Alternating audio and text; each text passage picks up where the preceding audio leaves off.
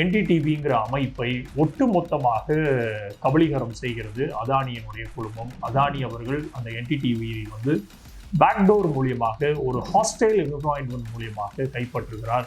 என்டிடிவியினுடைய மொத்த ஷேரையும் வைத்திருந்த மெஜாரிட்டியான ஷேரை வைத்திருந்த அந்த ஆர்ஆர்பிஆர்ங்கிற கம்பெனியை இந்த சிபிஐயினுடைய ரைடுக்கு பின்னாடி அதை மறைமுகமாக வேற ஒரு ப்ராக்சி கம்பெனி மூலியமாக வாங்கி என்டிடிவிங்கிற அமைப்பு இன்றைக்கு ராதிகா ராய், பிரணாய் ராய் கிட்ட இருந்து போய் நேராக அதானி குழுமத்தின் கைக்குள்ள போய் சிக்குது. ஏன்னா மிக முக்கியமாக பிஜேபி கவர்மெண்டை துணிச்சலாக சமரசம் இல்லாமல் கேள்வி எழுப்பின இந்தியாவினுடைய கடைசி ஒரு ஊடகமாக இருந்தது என்டிடிவி தான். அந்த ஊடகத்தையும் கைப்பற்றி விட்டதற்கு அப்புறம் இன்றைக்கு ஊடகத்துறை என்ன நிலைமையில தேசத்தினுடைய நேஷனல் கேபிட்டல்ல இருக்குங்கிறது நாம் சொல்லி தெரிய வேண்டியதில்லை.